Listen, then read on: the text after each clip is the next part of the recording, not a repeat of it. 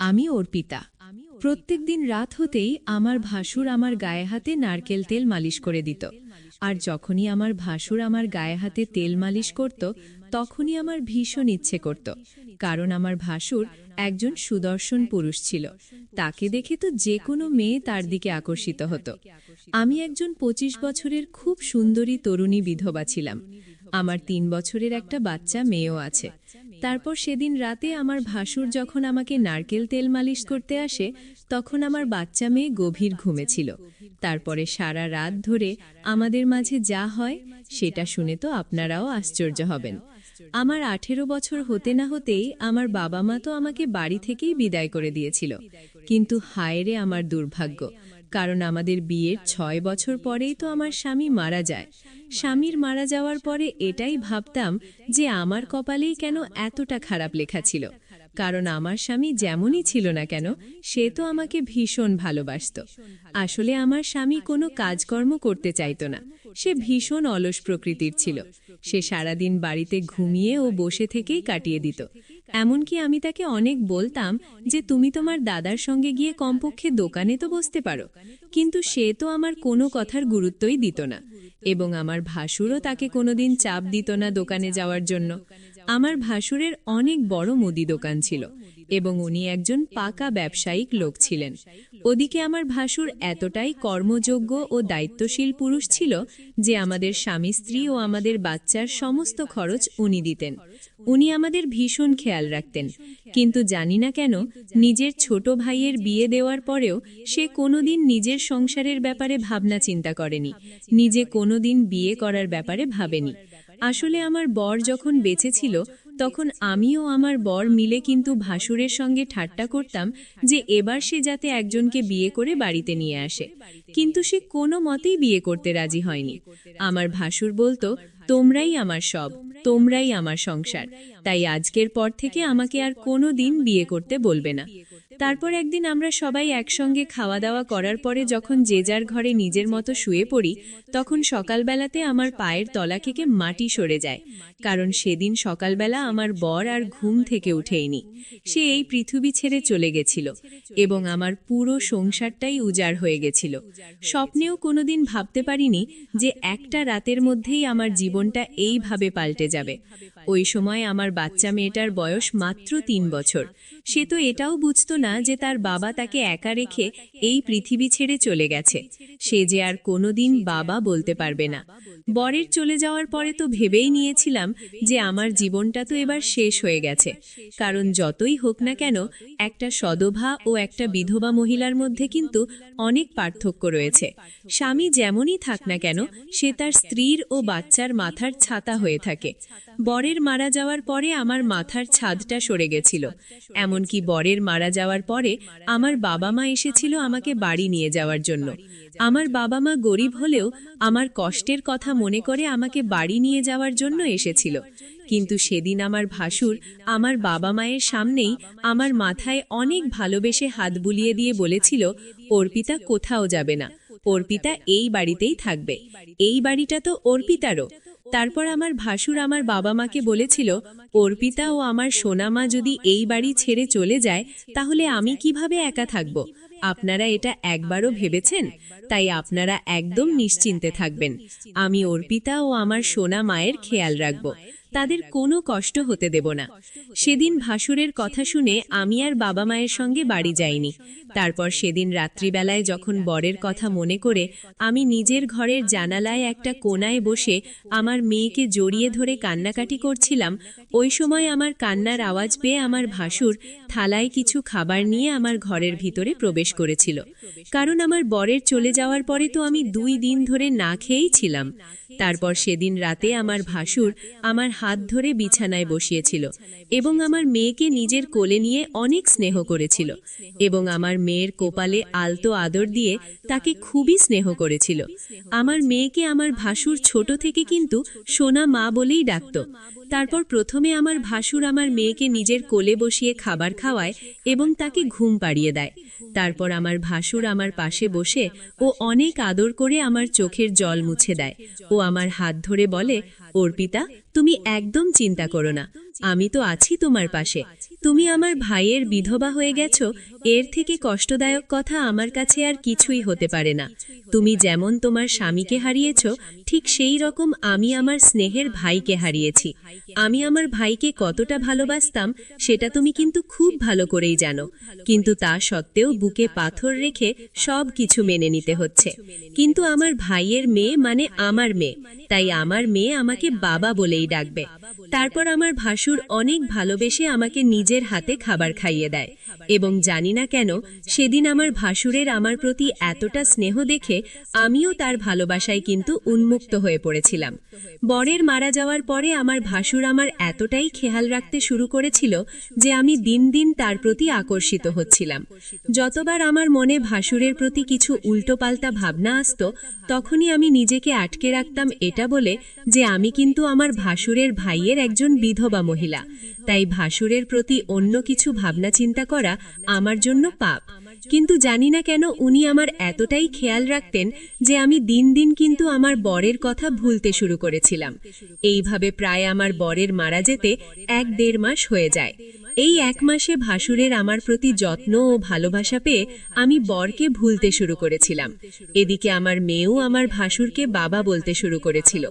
তারপর সেদিন আমি যখন আমার মেয়ের জামা কাপড় কাচার পরে ছাদে মেলে দিতে নিয়ে যাচ্ছিলাম, তখন হঠাৎ করে আমি সিঁড়ি থেকে পা মুচকে নিচে পড়ে যাই। আমার পড়ে যাওয়ার আওয়াজ শুনতে পেয়ে আমার ভাসুর আমার মেয়েকে ঘরে বসিয়ে রেখে যখন আমার কাছে আসে, তখন দেখে যে আমি পা মুচকে ব্যথার চোটে নড়াচড়াও করতে পারছি না। ওই সময় পায়ের ব্যথার জন্য মনে হচ্ছিল যেন আমার প্রাণটাই বেরিয়ে যাচ্ছে। তখন আমার ভাসুর আমার কাছে এসে আমার হাত ধরে আমাকে ওঠানোর চেষ্টা করলো। ও বলল, তুমি কিভাবে কাজ করো? নিজের খেয়ালটা রাখতে পারো না অর্পিতা? তোমার যদি কিছু হয়ে যায় তাহলে তোমার মেয়েটার কি অবস্থা হবে, একবার ভেবে দেখেছো? ওই সময় আমার ভাসুর যখন আমার যত্ন করছিল, তখন আমি তার দিকে এক দৃষ্টিতে তাকিয়েছিলাম, এবং জানি না কেন আমার মনে একটা উন্মাদনা চলছিল যে আমি হয়তো ভাসুরের স্নেহ পেয়ে তাকে হয়তো মনে মনে পছন্দ করতে শুরু করেছি। তারপর আমার ভাসুর যখন আমার হাত ধরে ওঠানোর চেষ্টা করে, তখন আমি ব্যথার চোটে অনেক বেশি কান্নাকাটি করছিলাম, এমনকি আমার দাঁড়ানোরও ক্ষমতাটুকু ছিল না। তারপর বাধ্য হয়ে আমার ভাসুর যখন দেখে যে আমি পা নিয়ে দাঁড়াতেও পারছি না, তখন আমাকে কোলে তুলেছিল এবং আমাকে কোলে তুলে ঘরের বিছানায় বসিয়ে দিয়েছিল। ও বলেছিল, তুমি এখানেই বসে থাকো, আমি গরম নারকেল তেল নিয়ে আসছি। গরম নারকেল তেল দিয়ে তোমার পাটা মালিশ করলে তুমি একটুখানি আরাম পাবে। তারপরে আমি ডাক্তারের কাছে গিয়ে তোমার পায়ে ব্যথার জন্য ওষুধ নিয়ে আসব। জানি না কেন ধীরে ধীরে আমার মনে হচ্ছিল আমি যেন আমার ভাসুরকে আমার কাছে পেতে চাইছি। তার মায়া ভরা কথা এবং আমার মেয়ের প্রতি এত ভালোবাসা দেখে আমি সত্যিই তার প্রেমে পড়ে গেছিলাম। এবং এটাই তো স্বাভাবিক ব্যাপার, কারণ আপনারাই ভেবে দেখুন, একটা বিধবা মহিলাকে কোনো পুরুষ যদি খেয়াল রাখে, তার যত্ন করে এবং তাকে মুখের ভালোবাসা দেয়, তাহলে তো সেই মেয়েটা একদিন না একদিন তার প্রেমে পড়বে।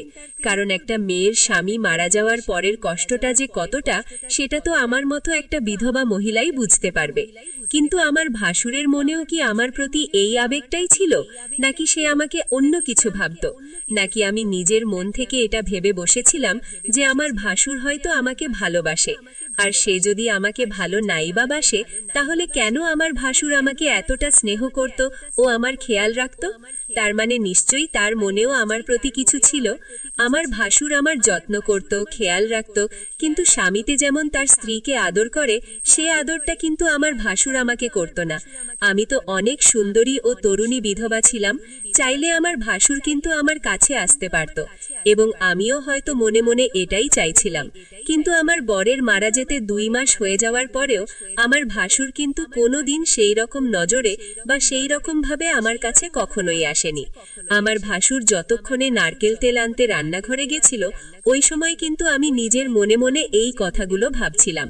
ঠিক তখনই আমার ভাসুর আমার ঘরের ভিতরে আসে 1 বাটি নারকেল তেল নিয়ে। তারপর আমার কাছে বসে আমাকে বলল, অর্পিতা, তোমার পাটা আগে বাড়াও, আমি ভালো করে তেল মালিশ করে দিচ্ছি। আমি তো ওই সময় ভাসুরের মুখের দিকে তাকিয়েছিলাম এবং তাকে আর কোনো রকম প্রশ্ন না করে আমার পাটা তার দিকে বাড়িয়ে দিয়েছিলাম। তারপর আমার ভাসুর যখন আমার পায়ে তেল মালিশ করছিল, তখন আমি নিজের উত্তেজনা ধরে না রেখে ভেবেই নিয়েছিলাম যে আমি আজকেই আমার ভাসুরকে নিজের মনের সব কথা বলবো। কিন্তু ওই সময় আমার ভাসুর যখন আমার পায়ে তেল মালিশ করছিল, তখন সে আমাকে যা বলেছিল সেটা শুনে তো আমার পায়ের তলা থেকে মাটি সরে গেছিল। আসলে ভাসুরের আমাকে কিছু বলার আগেই আমি ভাসুরকে বলেছিলাম যে বরের মারা যাওয়ার পরে আপনি আমার এতটা খেয়াল রেখেছেন, আজ আমি নিজের সব দুঃখ কষ্ট কিন্তু ভুলে গেছি। আপনার ভালোবাসা পেয়ে বরের মারা যাওয়ার পরে আমার মেয়েকে নিজের মেয়ের মতো করে ভালোবাসা দিয়েছেন। আমার ছোটখাটো প্রত্যেকটা জিনিসের আপনি খেয়াল রাখেন। আপনি কেন আমাদের এত খেয়াল রাখেন? শুধু আমাদের মাঝে স্বামী স্ত্রীর যে ভালোবাসাটা হয় বা আদরটা হয়, সেটাই শুধু বাকি রয়েছে। আমার ভাসুর তখন আমার পা থেকে হাত সরিয়ে দিয়ে বলল, অর্পিতা, তুমি এটা কি ধরনের কথা বলছো? তুমি আমার ভাইয়ের বিধবা বলে আমি তোমার এতটা খেয়াল রাখি, কিন্তু আমি তোমাকে কোনোদিন সেরকম নজরে দেখিনি। না হলে তো এতদিন কবেই তোমার সঙ্গে আমার সম্পর্ক তৈরি হয়ে যেত। আমি তখন আমার ভাসুরের হাত ধরে বললাম, আমি আপনার ভাইয়ের বিধবা বলে আপনি আমার খেয়াল রাখেন, নাকি আপনার মনেও আমার প্রতি অনেক ভালোবাসা রয়েছে? আমার ভাসুর তখন আশ্চর্য হয়ে নিজের হাত থেকে আমার হাতটা ছাড়িয়ে দিয়ে বলল, অর্পিতা, তুমি এগুলো কি ধরনের কথা বলছো? আমি তোমাকে কোনোদিনও কিন্তু সেরকম নজরে দেখিনি, কারণ তুমি আমার ভাইয়ের বিধবা। আমি তখন রেগে আমার ভাসুরকে বললাম, আপনার ভাই মারা গেছে, আমি আপনার তার ভাইয়ের বিধবা, কিন্তু এইভাবে কতদিন চলবে? সমাজের লোকেরা তো এটাই বলে যে আমাদের মধ্যে সব রকম সম্পর্ক আছে। আমার ভাসুর তখন যা বলেছিল সেটা শুনে তো আমার পায়ের তলা থেকে যেন মাটিটাই সরে গিয়েছিল। আমার ভাসুর তখন বলেছিল, সমাজের লোকেরা কে কি ভাবছে তাতে আমার কোনো কিছুই যায় আসে না। আমার ভাসুর তখন আমাকে বলেছিল, দেখো অর্পিতা, আমি তোমার জন্য একটা ভালো ছেলের খোঁজ করছি, এবং ভালো ছেলের খোঁজ পেলেই আমি তোমার বিয়ে দেব। তাহলেই তো সমাজের লোক আর আমাদের ব্যাপারে খারাপ কিছু ভাববে না। আমি তখন অনেক রেগে আমার ভাসুরকে বলেছিলাম, আপনি যখন আমার দ্বিতীয় বিয়ে দিতে চান, তাহলে আপনি আমার কেন এতটা খেয়াল রেখেছিলেন? আপনি নিজেও তো আমাকে বিয়ে করতে পারেন। আর আপনি যদি আমাকে ভালো না বাসেন, তাহলে এতদিন ধরে আমার কেন খেয়াল রাখতেন এবং আমার মেয়েকে কেন নিজের মেয়ের মতো ভালোবাসতেন? আমি তো আপনাকে ভালোবেসে ফেলেছি। সেদিন থাকতে না পেরে আমি নিজের মনের সব কথা আমার ভাসুরকে বলে ফেলেছিলাম। তারপর আমি ওনার চোখের দিকে তাকিয়ে বলেছিলাম, আপনি আমার চোখের দিকে তাকান। তারপর আমার ভাসুর যখন আমার চোখের দিকে তাকায়, তখন আমি বলেছিলাম, আমিও জানি আপনি মনে মনে আমাকে পছন্দ করেন ও ভালোবাসেন। তাহলে আপনি কেন আমার অন্য লোকের সঙ্গে দ্বিতীয় বিয়ের কথা বলছেন? আমি আপনাকে ছেড়ে অন্য কাউকে বিয়ে করতে পারবো না। দ্বিতীয় বিয়ে করলে তো আপনাকেই করব, না হলে চিরকাল মেয়েকে নিয়ে একাই থাকব, কিন্তু অন্য লোকের সঙ্গে দ্বিতীয় বিয়ে কখনই করব না। আমি যখন আমার ভাসুরকে অনেক বেশি চাপ দিয়েছিলাম তার মনের কথা প্রকাশ করার জন্য, তখন সে বাধ্য হয়ে আমাকে হঠাৎ করে জড়িয়ে ধরে বলেছিল, হ্যাঁ অর্পিতা, আমিও তোমাকে অনেক ভালোবাসি। তোমার খেয়াল রাখতে রাখতে আমিও যে কখন তোমাকে মন থেকে ভালোবেসে ফেলেছি আমি নিজেও সেটা জানতে পারিনি। কিন্তু আমি তোমাকে কখনো বিয়ে করতে পারবো না, তাই আমার ভালোবাসার কোনো মূল্য নেই। ভেবেছিলাম আমি কোনোদিন তোমাকে আমার মনের কথাটা বলবো না, কিন্তু বাধ্য হয়ে আমি আজ সবকিছু বলে ফেললাম। এমনকি আমার কিছু বাধ্যতাও আছে। আমি তখন আমার ভাসুরের গালে হাত দিয়ে ওনার চোখের দিকে তাকিয়ে বললাম, আপনি যদি আমাকে বিয়ে না করেন, তাহলে আপনি কি ভাবছেন? আমি অন্য কারো সঙ্গে বিয়ে করলে সেই লোকটা কি আমার মেয়েটাকে আপনার মতোই এতটা ভালোবাসা দিতে পারবে? আমি তো না হয় স্বামীর ভালোবাসা ও সুখ পেয়ে যাব, কিন্তু আমার মেয়েটার কি হবে?